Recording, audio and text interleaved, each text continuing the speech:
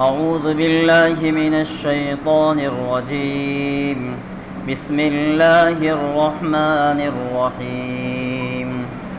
فلما دخلوا على يوسف آوى إليه أبويه وقال ادخلوا مصر إن شاء الله آمنين. ورفع أبويه على العرش وخروا له سجدا وقال يا أبت هذا تأويل رؤياي من قبل قد جعلها ربي حقا وقد أحسن بي إذ أخرجني من السجن وجاء بكم من البدو من بعد أن نزغ الشيطان بيني وبين إخوتي إن ربي لطيف لما يشاء إنه هو العليم الحكيم.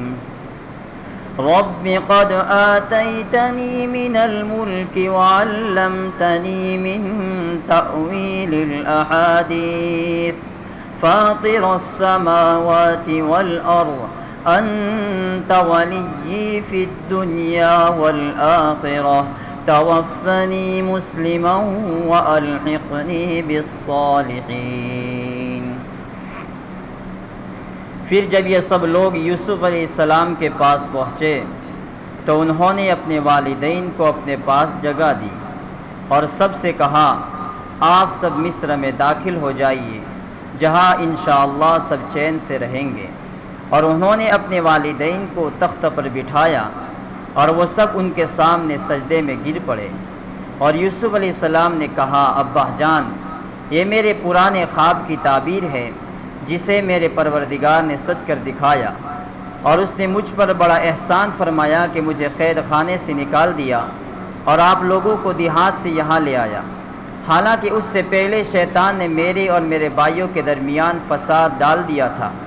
حقیقت یہ ہے کہ میرا پروردگار جو کچھ چاہتا ہے اس کے لیے بڑی لطیف تدبیریں کرتا ہے. بے شک وہی ہے جس کا علم بھی کامل ہے حکمت بھی کامل. میرے پروردگار تو نے مجھے حکومت سے بھی حصہ عطا فرمایا اور مجھے تعبیر خواب کے علم سے بھی نوازا. آسمانوں اور زمین کے پیدا کرنے والے تو ہی دنیا اور آخرت میں میرا رکھوالا ہے. مجھے اس حالت میں دنیا سے اٹھانا کہ میں تیرا فرما بردار ہوں اور مجھے نیک لوگوں میں شامل کرنا.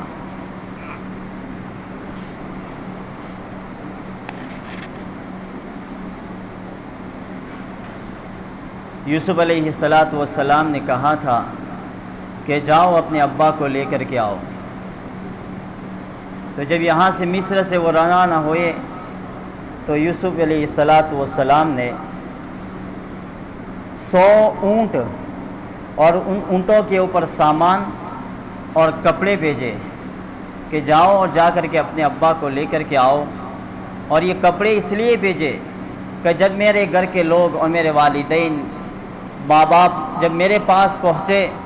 تو اپنی فقیرانہ شان سے یا فقیر والے کپڑے پہن کر نہ پہنچے بلکہ اچھے عمدہ لباس کے ساتھ میرے پاس آوے کہ میرے باپ نے جو غربت کی زندگی گزاری وہ غربت کی زندگی میرے سامنے نہ آوے بلکہ اب ان کے لیے ان کا بیٹا بادشاہ بن چکا ہے. تو یوسف علیہ السلام نے 100 اونٹ کپڑوں کے ساتھ روانہ کیے اور پھر واپس گئے اور وہاں جانے کے بعد کنعان سے مصر کی طرف روانہ ہوئے. اور کنعان سے جب مصر کی طرف روانہ ہوئے ہیں تو یوسف علیہ السلام نے اپنے ابا اور پورے خاندان کا استقبال کا انتظام کیا. کتابوں میں لکھا ہے کہ جب یعقوب علیہ السلام کنعان سے مصر کی طرف واپس یہاں مصر میں آ رہے تھے تو ایک روایت کے مطابق 72 کی تعداد تھی, ایک ہی روایت کے مطابق 93 کی تعداد تھی اور ایک کے مطابق 317 کی تعداد تھی. یعنی اتنے قافلے اتنے لوگوں کو لے کر مصر میں پہنچ رہے ہیں. ابھی مصر میں نہیں آئے بلکہ مصر سے باہر یوسف علیہ السلام نے ایک خیمہ لگایا اور شان آن کے ساتھ یعقوب علیہ السلام، یوسف علیہ السلام تمام ملک کے بڑے بڑے مالداروں کو، لوگوں کو لکھا ہے کہ 3 لاکھ گھوڑے سوار مالدار اور غریبوں کے ساتھ اور 4000 سپاہی انویائیوں کو لے کر کے، اور ہر سپاہیوں کے ساتھ ایک سونے اور چاندی کا بلیڈ ہوتا تھا، اور اس کے ساتھ یعنی ان کا زیرہ بھی ہوتا تھا۔ پوری فوج کے ساتھ ملک مصر سے باہر اپنے ابا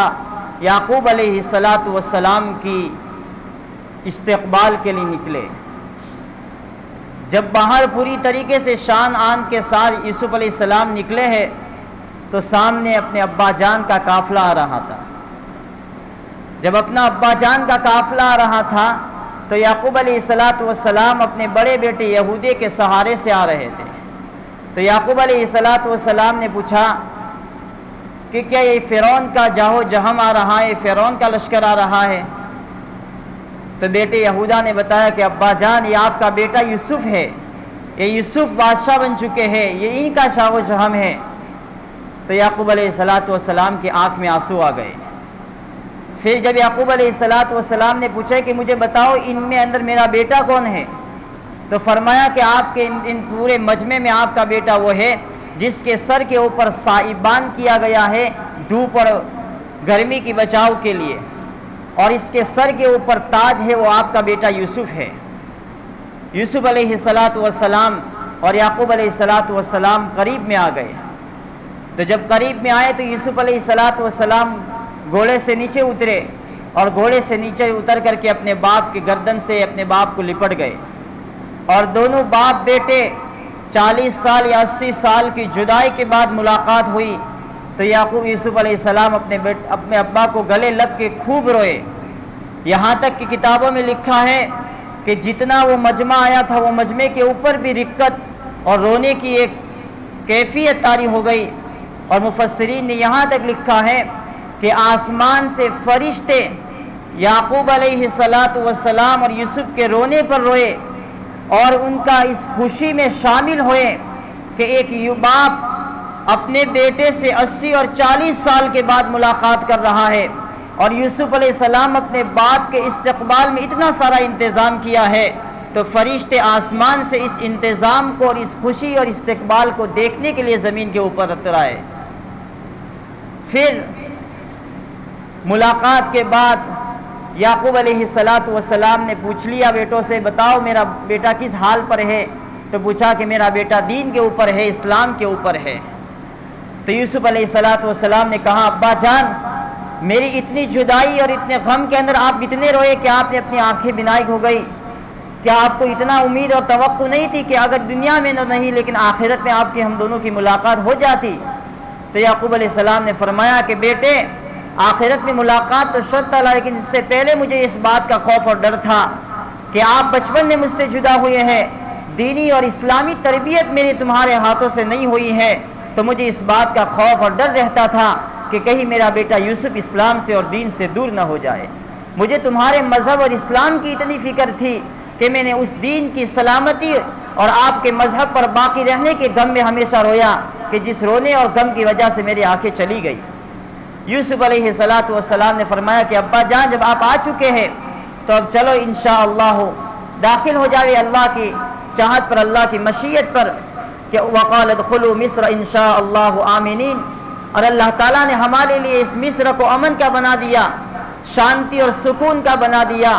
اور اپنے باپ کو لے کر کے یوسف علیہ السلام وہاں پر مصر کے اندر جہاں ان کا تخت شاہی تھا وہاں پر پہنچے، اپنے خاندان والوں کا، اپنے رشتہ دار کا، اپنے آبا و اجداد کا پورا استقبال کیا اور وہاں پر رہے۔ عجیب ہے کہ آج بھی مصر کے قاہرہ کے ایئرپورٹ کے اوپر وقال ادخلوا مصر انشاءاللہ آمنین لکھا ہوا ہے۔ اس لیے لکھا ہوا ہے کہ یہ تو یعقوب علیہ السلام کا استقبال ہوا تھا، لیکن اللہ تعالیٰ نے یہ بات بتا دی کہ یہ وہ مصر ملک ہے جس کے اندر امن اور شانتی کی دعا کی تھی، اللہ تعالیٰ نے مصر اور امن کی شانتی کے لیے بھی یہ دعا ایئرپورٹ کے اوپر لکھ دی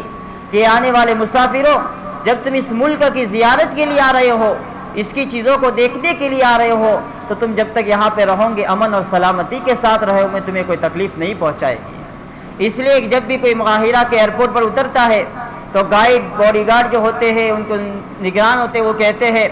یہی وہ دعا ہے جس کو پڑھ کے اندر سے باہر نکلو۔ تو وہ باہر پڑھنے والے کہتے ہیں کہ ادخلوا مصر انشاءاللہ آمنین، تو سفیر حضرات، مسافر لوگ اس کو پڑھ کر کے پھر باہر ہوتے ہیں۔ جب یوسف علیہ السلام اپنے باپ کو لے کر وہاں پہنچ گئے تو پہنچنے کے بعد تخت کے اوپر اپنے باپ کو بٹھایا، والدین کے ساتھ تخت پر بیٹھے اور بھائی سامنے تھے۔ قرآن کہتا ہے وَرَفَعَ أَبَوَيْهِ عَلَى الْعَرْشِ وَخَرُّوا لَهُ سُجَّدًا، تخت پر بٹھانے کے بعد سجدہ کیا۔ 11 بھائیوں نے اور ماں باپ نے پورا کا پورا سجدہ کر دیا۔ سب سجدہ ہو گیا تو اس کے بعد اب سوال یہ پیدا ہوتا ہے کہ سجدہ تو اللہ کے علاوہ کسی کو نہیں کیا جا سکتا، تو یہاں یوسف علیہ السلام کے سامنے سجدہ کیوں کیا؟ تو مفسرین نے لکھا ہے کہ سجدہ 2 طرح کا ہے۔ یہاں رہا تھا استقبال کے اوپر میں آپ کو بتاتا چلوں کہ استقبال اسلام کے مطابق ہے تو نیکی ہے، اور اگر اسلام کی اور شریعت کے خلاف اگر کسی کا استقبال ہے تو پھر گناہ ہے۔ آج کل کسی کا استقبال اس انداز سے کیا جاتا ہے جو شریعت کے خلاف اور غیروں کے طریقوں کے مطابق ہوتا ہے۔ جناب رسول اللہ صلی اللہ علیہ وسلم نے اس کو منع فرما دیا کہ من تشبہ بقوم فہو منہم، تم جس قوم کی مشابہت اختیار کرو گے قیامت کے دن اس قوم کے ساتھ تمہیں اٹھایا جائے گا۔ اس لیے ہمارے علاقوں میں ہر جگہ تو یہی دستور ہے کہ ہم استقبال اس انداز سے کرتے ہیں جیسے غیروں کا انداز، غیر مسلم استقبال کرتے ہیں۔ حالانکہ جناب رسول اللہ صلی اللہ علیہ وسلم کا استقبال کیا تھا؟ جب کوئی قافلہ آتا تھا یا کوئی قافلے کا یا کوئی قبیلے کا بڑا سردار آتا تھا تو اس وقت اللہ کے نبی صلی اللہ علیہ وسلم اپنی چادر کندھے سے اتار کر کے ان کے کندھے پہ ڈال کر کے اس چادر سے استقبال کیا کرتے تھے۔ اس لیے کہ چادر ڈال کر استقبال کرنا یہ تعظیم اور عزت کو بڑھانے کا اندازہ لگاتا ہے۔ اس لیے جب اللہ کے نبی صلی اللہ علیہ وسلم کی بہن شیما مکے سے مدینے آئی تھی تو اس وقت اللہ کے نبی نے اس کے لیے چادر بچھا دی تھی۔ خالد ابن ولید رضی اللہ تعالیٰ عنہ جو زندگی پر دشمن تھے، اور جب اللہ کے نبی نے ان کے بھائی کے سامنے خالد کی تعریف کی مکے میں جا کر کے، تو خالد کو جب پتا چلا کہ نبی نے میری تعریف کی ہے، تو جب خالد اللہ کے نبی کو ملنے کے لیے اور اسلام قبول کرنے کے لیے مدینے میں آئے تو اللہ کے نبی نے خالد کی تعظیم کے لیے چادر ان کے کندھے پہ ڈال دی تھی۔ تو ہم سے یہ سبق ملتا ہے کہ اگر ہم کسی کی تعظیم کریں تو ہم غیروں کی مشابہت کو اختیار نہ کریں، جناب رسول اللہ صلی اللہ علیہ وسلم کی سنت کے مطابق عمل کریں کہ اس استقبال اور اس عمل کے ذریعے سے ہمیں عزت بھی ملے گی اور مقام اور ہمارا مرتبہ بڑا ہو جائے گا۔ اب یہاں پر سجدہ کر دیا، تو سجدہ کیا اللہ کے علاوہ مخلوق کو کر سکتے ہیں؟ تو سجدہ 2 طرح سے ہوتا ہے، ایک سجدہ عبادت اور ایک سجدہ تعظیمی۔ سجدہ عبادت صرف اللہ ہی کو کیا جائے گا، اللہ کے علاوہ کسی کو عبادت کا سجدہ نہیں کیا جائے گا۔ اب یہاں جو یوسف علیہ السلام کے سامنے سجدہ کیا تھا وہ سجدہ عبادت نہیں تھا بلکہ یہ سجدہ تعظیمی تھا۔ تعظیم اور ادب کی وجہ سے ان کے پورے خاندان کو سجدہ کیا گیا تھا۔ جناب رسول اللہ صلی اللہ علیہ وسلم نے پوری ارشاد فرمایا ہے کہ پہلی امت یعنی آدم علیہ السلام سے لے کر عیسیٰ علیہ السلام تمام قوموں میں سجدہ عبادت بھی تھا اور سجدہ تعظیمی بھی تھا، لیکن میری امت کے لیے ایک سجدہ ہے سجدہ عبادت، اور سجدہ تعظیمی میری امت کے لیے حرام قرار دیا گیا۔ معاذ ابن جبل رضی اللہ تعالیٰ عنہ ملک شام گئے تھے۔ جب ملک شام گئے تو وہاں انہوں نے دیکھا کہ وہاں کی یہود اور نصارہ اپنے بڑے بزرگوں کو اور اپنے بڑے بڑے پیروں کو سجدہ کرتے ہیں، جھکتے ہیں ان کے سامنے۔ تو وہ یہاں پر تشریف لائے تو انہوں نے اللہ کے نبی کے سامنے سجدہ کرنے کو چاہا۔ تو جیسے اللہ کے نبی کے سامنے سجدہ کرنے کو چاہا تو آپ نے فرمایا معاذ یہ کیا معاملہ؟ تو فرمایا کہ اللہ کے نبی میں ملک شام گیا تو وہاں کے لوگوں کو دیکھا کہ وہ بڑے لوگوں کو سجدہ کرتے ہیں، تو آپ ان لوگوں کے بڑے سے زیادہ تو آپ بڑے ہیں، تو آپ کو تو ہم سجدہ کریں، آپ کو سجدہ کرے۔ تو اللہ کے نبی نے فرمایا کہ معاذ نہیں، اللہ کے علاوہ کسی کو سجدہ کرنے کی اجازت میری امت پہ نہیں ہے، میری امت کو صرف اللہ کے لیے سجدہ کیا جائے گا۔ اور حضرت سلمان فارسی کو تو صاف بتا دیا، اے سلمان مجھے سجدہ نہ کرو بلکہ اس اللہ، اس کے خدا کو سجدہ کرو جو زندہ ہے، جس پر موت نہیں آنے والی ہے۔ اور اپنی وفات کے وقت جبکہ آپ کی زندگی کے آخری دن چل رہے تھے، اس وقت صحابہ کو اعلان کر کے غصے اور پیشانی پر اثرات لاتے ہوئے فرمایا لا تسجدوا فی قبری بعد الموت، اے میرے صحابہ میرے انتقال کے بعد میری قبر کو سجدہ مت بنانا۔ لعنت اللہ الیہود والنصارى، جیسے اللہ تعالیٰ نے ان یہود اور نصارہ نے اپنی انبیاء کی قبروں کو سجدہ بنایا تو اللہ نے یہود اور نصارہ پر لعنت بھیجی ہے۔ اگر تم میری قبر کو سجدہ بنا کر دو گے تو اللہ تم پر بھی لعنت بھیجے گا جیسے یہود اور نصارہ پر بھیجا تھا۔ جناب رسول اللہ صلی اللہ علیہ وسلم نے اپنی اس حدیث سے، اس عمل سے بتا دیا کہ میری امت کو صرف تعظیمی سجدے حرام قرار دیے گئے ہیں اور سجدے عبادت کر دیے ہیں، اس لیے اگر سجدہ کرنا ہو تو اللہ کو سجدہ کرے، تعظیمی سجدہ کسی کو نہیں کیا جا سکتا ہے۔ ابو الفضل اور فیضی اس امت کے بہت بڑے عالم نکلے ہیں۔ یہ اتنے بڑے دو بھائی تھے، اتنے بڑا اللہ نے علم دیا تھا کہ انہوں نے قرآن کی تفسیر لکھی، اور تفسیر کا نام کیا لکھا؟ سواطع الالہام، یعنی بغیر نکتے والی تفسیر لکھی۔ اتنا علم ان دونوں بھائیوں کو اللہ نے عطا فرمایا، پوری قرآن کی تفسیر بغیر نکتے کی، کوئی نکتہ والا حروف نہیں آیا۔ ایک وقت آیا کہ یہ بادشاہ سے اتنے قریب ہو گئے کہ قریب ہوتے ہوتے بادشاہ کے بارے میں فتویٰ دے دیا کہ بادشاہ کو سجدہ کرنا جائز ہے، تعظیمی سجدہ کرنا جائز ہے۔ اللہ تعالیٰ کو ان کے اس فتوے پر اتنا غصہ آیا کہ اللہ تعالیٰ نے ان بھائیوں کے دل میں جتنا علم تھا سارا کا سارا چھین لیا، اور ان کی کتاب سواطع الالہام جو قبولیت میں تھی اللہ تعالیٰ نے ناقبولیت میں کر دی، کہ بھائی دونوں تھے، علم بھی چھین لیا اور ساتھ ساتھ میں کتاب کی قبولیت تھی، وہ قبولیت بھی اللہ نے چھین لی۔ اس لیے اس عمل سے، اس واقعے سے سبق ملتا ہے کہ کسی کو سجدہ نہیں کیا جا سکتا، اگر سجدہ کیا جائے گا تو اللہ کو کیا جائے گا۔ یوسف علیہ السلام کے سامنے بھائیوں نے، ماں باپ نے سجدہ کر دیا، تو سجدہ کرنے کے بعد پھر یوسف علیہ السلام نے فرمایا وَقَالَ يَا أَبَتِ هَذَا تَأْوِيلُ رُؤْيَايَ مِن قَبْلُ قَدْ جَعَلَهَا رَبِّي حَقًّا، اے ابا جان یہ تعویل ہے اس خواب کی جو میں نے اپنے ایک وقت میں دیکھا تھا، اس سے پہلے میں نے دیکھ لیا تھا۔ یعنی کیا مطلب کہ ابا یہ جو سجدہ تم کر رہے ہو اور یہ بھائیوں نے میرے سامنے سجدہ کیا تھا، وہ خواب ہے جو میں نے بچپن میں دیکھا تھا اور آپ کے سامنے کہا تھا کہ میرے سامنے چاند ستارے،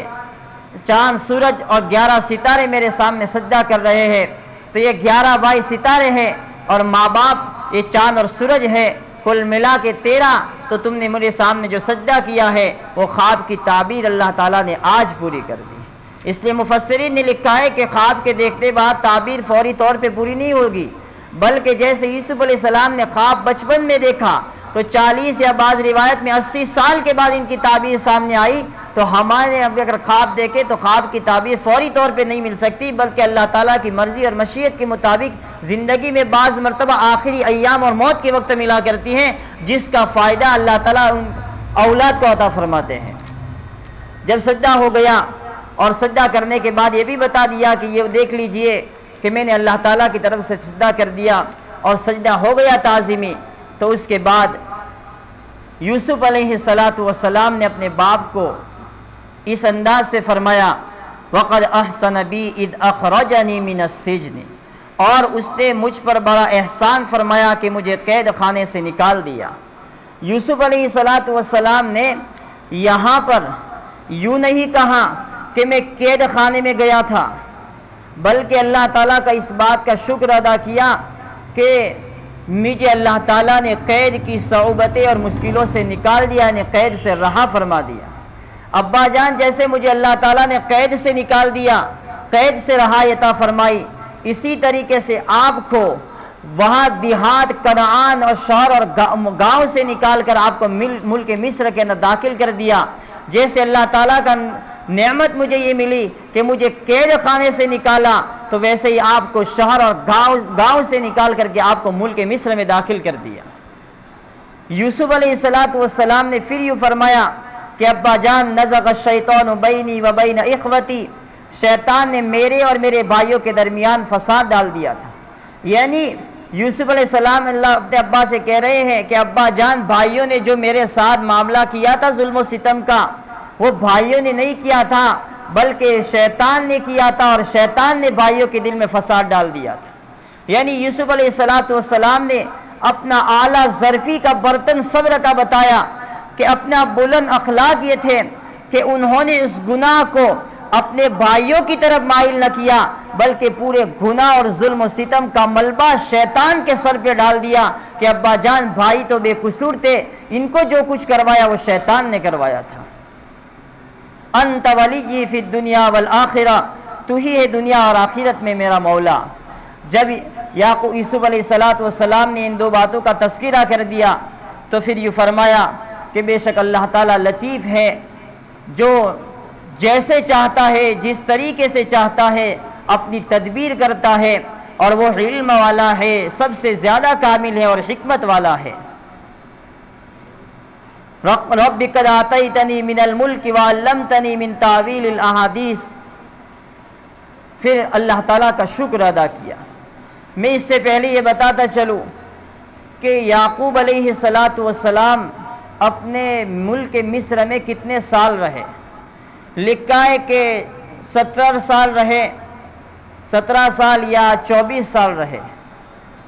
انہوں نے 150 سال کی عمر مصر کے اندر پائی، اور مصر کے اندر رہے تو جب موت کا وقت آیا اور کمزوری اور بیماری کا وقت آ گیا تو اپنے بیٹے یوسف کو بلایا اور بلا کر کہا کہ یوسف مجھے یہاں ملک شہر میں عیش والے ملک میں دفن مت کرنا، بلکہ مجھے میرے انتقال کے بعد ملک شام میرے آبا و اجداد ابراہیم اور اسحاق کی قبر کے پاس دفن کر دینا، میری یہ وصیت ہے، اس کو پورا کرنا۔ تو یوسف علیہ السلام اپنے ابا کے انتقال اور ان کی وصیت کے مطابق ایک لکڑی کے تابوت کے اندر رکھے، اور رکھ کر کے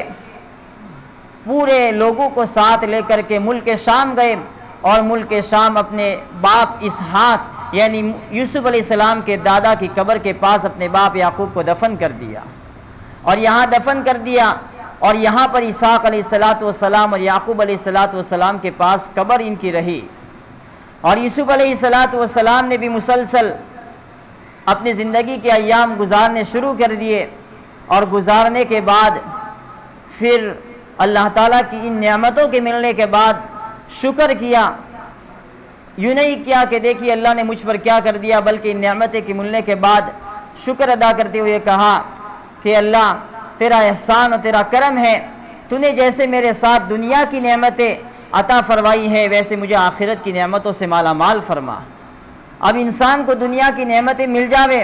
اور آخرت کی نعمت سے محروم رہے تو گویا کہ اس نے دنیا میں نعمتیں حاصل نہیں کی بلکہ اس نے عذاب مول لیا۔ تو انسان کو چاہیے کہ جب تجھے دنیا کی نعمتوں سے اللہ مالا مال فرے تو ان دنیا کی نعمتوں میں رہتے ہوئے اللہ سے دعا کرنی چاہیے کہ اللہ جیسے تو نے دنیا کی نعمتوں سے مجھے مالا مال کیا ہے ویسے مجھے آخرت کی نعمتوں سے بھی مالا مال فرما۔ اللہ تعالیٰ نے یوسف علیہ السلام کی اس عمل کو قبول کرتے ہوئے فرما دیا، اور یوسف علیہ السلام کو اللہ نے ملک عطا فرمایا۔ اللہ سے کہنے لگے اللہ آپ کا کتنا احسان و شکر ہے کہ آپ نے مجھے ملک مصر کا بادشاہ بھی بنا دیا، اور مجھے خوابوں کی تعبیر کا علم عطا فرما دیا، اور آپ ہی زمین اور آسمان کے پیدا کرنے والے ہیں۔ جب ان پوری زندگی ان کی گزر رہی تھی تو اب ان کو پتہ چل گیا کہ اب بڑھاپا ان کا آ رہا ہے، اور یوسف علیہ السلام اب بیمار ہونے کے قریب ہے۔ تو پھر یوسف علیہ السلام نے اللہ سے دعا کر دی۔ دعا کیا کی؟ توفنی مسلمہ، اے اللہ مجھے اس حال میں دنیا سے اٹھا کہ میں تیرا فرما بردار ہوں یعنی مسلمان ہوں۔ اے اللہ میری موت کی زندگی اور میری موت اس وقت آئے جب میں اسلام پر مروں، دین پر مروں، میرے اپنے اصلی مذہب کے اوپر میری موت آوے، اس حال میں میری موت عطا فرمانا۔ اور ایمان پر خاتمہ تمام نعمتوں سے بڑھ کر نعمت ہے۔ دنیا کی ساری نعمتیں مل جاوے اور انسان کو ایمان پر خاتمہ نہ ہو تو گویا کہ اس نے اپنی پوری زندگی بری موت کے اندر گزار دی۔ اس لیے انسان کو چاہیے کہ یوسف علیہ السلام نے جو دعا کی کہ اللہ میرے ساتھ تو یہ معاملہ فرما کہ انت ولی فی الدنیا والآخرہ توفنی مسلمہ، مجھے اسلام اور مسلمان حال کے اندر اور حسن خاتمہ کی نعمت کے ساتھ مجھے موت عطا فرما۔ جناب رسول اللہ صلی اللہ علیہ وسلم نے صحابہ کو اور امت کو یہ تعلیم دی ہے کہ موت کی دعا نہیں کرنی ہے کہ انسان مصیبتیں اور پریشانیوں میں آ کر کے اللہ سے کہے اللہ اب تو اٹھا لے، اب تو پریشان ہو گیا ہو۔ نہیں، موت کی دعا کوئی انسان نہ کرے، بلکہ یوں کہے کہ اللہ جب میری موت کا وقت آوے تو مجھے ایمان اور حسن خاتمہ کی دولت کی حالت میں مجھے موت عطا فرمانا۔ یہ دعا کرنا ہماری شریعت میں ہے، ورنہ یہ کہنا کہ اللہ مجھے موت عطا فرما، یہ اپنے سر پہ موت لے کر کے بہت بڑی موت ہے۔ کیسے کہ گھر کے اندر اولاد پریشان ہوتی ہے تو ماں کہہ دیتی اللہ جلدی سے اٹھا لے، پریشان کرتا ہے، تو مر جاوے، تیری حالت بری ہو جائے۔ یہ بددعائی الفاظ ماں کو بھی کہنا بہت بری چیز ہے۔ نہ معلوم کہ اس وقت دعا کی قبولیت کی گھڑی ہو اور ماں یا باپ کی زبان سے بددعائی کلمات کسی کے بارے میں نکل گئے، اپنی اولاد کے بارے میں نکل گئے، تو پھر رونے کے دن دیکھنے پڑیں گے کہ اللہ تعالیٰ فوری طور پہ اولاد کو موت نہیں دے گا، بلکہ یہ اولاد جب ماں باپ کی خدمت کے قابل ہوگی تب اللہ تعالیٰ اس کو اٹھا دے گا۔ اور واقعہ ہوا ہے، ایک ماں تھی، اللہ تعالیٰ نے اولاد دی، باپ کا انتقال ہو گیا، بیٹا بڑا خوبصورت تھا اور اللہ نے نعمت عطا فرمائی تھی اور دنیا کی تعلیم سے بھی مالا مال کیا تھا۔ ایک وقت آیا کہ یہ بچہ جب بچپن میں زندگی گزارتا تھا تو بہت ماں کو پریشان کر رہا تھا، تو ماں نے غصے میں آ کر کہا تو مر جاوے تو بڑا آسان، میرے سر پر سے بوجھ جاوے۔ اللہ تعالیٰ کو یہ بددعا ناپسند آئی، ماں کی اس بددعا کو قبول کر دیا۔ بچہ اعلیٰ ڈگری پر پوسٹ پر ہوا اور اس کی شادی کی تیاریاں ہوئی، رشتہ بھی منقطع ہو گیا۔ اب شادی کے چند دن پہلے واقع تھے کہ بچے پر کچھ ایسی بیماری لاحق ہو گئی کہ بچے کا انتقال ہو گیا۔ جب بچے کا انتقال ہو گیا تو وہ ماں رو کر کہنے لگی تو چلا گیا، تو میرا آسرا تھا، میرا سہارا تھا۔ تو پڑوسن کہنے والوں نے کہا کہ تو اپنی ذات پر ملامت کر، بچے پر ملامت نہ کر، اس لیے کہ یہ بچہ نہیں مرا اپنی موت سے بلکہ تیری بددعا کی موت سے مرا ہے۔ تو نے بچپن میں جو اس کو بددعا دی تھی اس بددعا کا اثر اللہ تعالیٰ نے آج دکھا دیا کہ تو نے وہ دین دکھ لیے کہ تیرے سہارے کا ذریعہ بنا، اس وقت اللہ تعالیٰ نے اس بددعا کو قبول کر دیا اور بچے کو اٹھا لیا۔ اس لیے ہمیں اولاد کے خاطر بھی دھیان رکھنا ہے کہ جب بات کرے تو سنبھل کرے کہ کہیں ایسا بددعا الفاظ نہ نکل جاوے جو ہماری اولاد کی ذلت کا ذریعہ بن جاوے۔ یوسف علیہ السلام نے کہا کہ اللہ مجھے مسلمان اور اسلام کی حالت میں موت عطا فرما۔ ہمیں بھی یہ دعا کرنی چاہیے کہ موت کی حالت میں، بعض حضرات کہتے ہیں کہ موت کی دعا کیسے کر دیں گے، بعض کہتے ہیں کہ اللہ موت اس حال میں اٹھانا کہ ایمان کی حالت میں۔ یہ تو موت کی دعا کرنی ہے اور یہ تو اسلام کی حالت میں موت کرنی ہے۔ تم کو جب دعا سمجھ میں نہ آوے تو دعا پوچھ لینا بہتر ہے کہ دعا کیا مانگی گئی ہے۔ جب دعا مانگنے کے وقت دھیان نہیں ہوگا تو پھر تم دعا کے دھیان کی وجہ سے یہی آمین کی بجائے بے شک کہہ دو گے کہ جب کس دعا پر آمین کہنا ہے اور کس دعا پر بے شک کہنا ہے۔ اب جس دعا پر آمین کہنا ہے وہاں تم کہہ رہے ہو بے شک، اور جس دعا پر بے شک کہنا ہے وہاں پر تم کہہ رہے ہو آمین۔ تو یہ دعا کو پھر سمجھنا ہے کہ دعا کس انداز سے مانگی جا رہی ہے۔ پھر یوسف علیہ السلام نے فرمایا آخر میں اپنی زندگی کو موت کے اوپر لا کر فرمایا وَأَلْحِقْنِي بِالصَّالِحِينَ، اے اللہ جب مجھے موت عطا فرمائے تو موت کے بعد مجھے نیک لوگوں میں شامل فرما دینا۔ یہ سب سے بہترین اور پیاری دعا ہے کہ انسان یہ تمنا کرے کہ موت بھی نیکی کی حالت میں آوے اور موت کے بعد نیک لوگوں میں شامل ہو جاؤ۔ یعنی یوسف علیہ السلام یہ کہہ رہے تھے کہ اللہ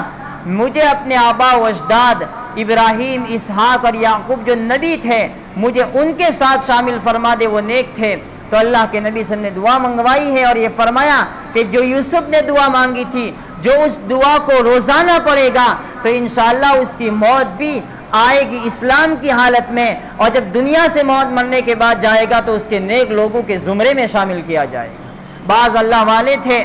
کہ سینہ پر ہاتھ مار کر یہ کہتے تھے میں اللہ سے راضی ہوں، مجھے مسلمان کی حالت میں موت آئے گی۔ اور بعض تو اس حال میں جاتے تھے دنیا سے کہ اپنا ٹھکانہ جنت میں دیکھ لیتے تھے کہ ہمارا ٹھکانہ کن لوگوں کے ساتھ ہو رہا ہے۔ یوسف علیہ السلام نے زندگی وہاں گزاری، اور گزارنے کے بعد 120 سال کی عمر میں ان کا انتقال ہو گیا، اور مصر میں انتقال ہو گیا۔ تو مصر میں انتقال ہونے کے بعد ان کو سنگ مرمر کے تابوت کے اندر بند کر دیا گیا، اور سنگ مرمر کے تابوت کے اندر بند کرنے کے بعد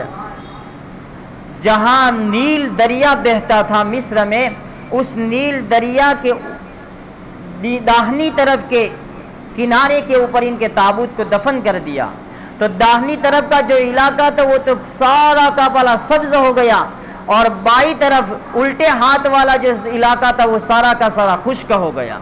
تو لوگوں کو پھر لاحق ہوا کہ یہ برکت ہے۔ بعض نے تو یہاں تک لکھا ہے کہ ان کے انتقال کے بعد قومیں لڑ پڑی اس بات پر کہ ہماری قوم میں ہمارے علاقے میں دفن ہوں گے ان کی برکت کے لیے۔ تو پھر فیصلہ ہوا کہ نیل دریا کے اوپر دفنا جاوے۔ جب یہ معاملہ ہوا تو پھر ان کے تابوت کو زمین سے نکالا گیا، اور نکالنے کے بعد شمال کے کنارے پہ دفن کیا گیا۔ جب شمال کی طرف دفن کیا تو شمال کا والا پورا سبز ہو گیا، اور سیدھے والا جو ہاتھ والا علاقہ تھا وہ پورا خشک ہو گیا۔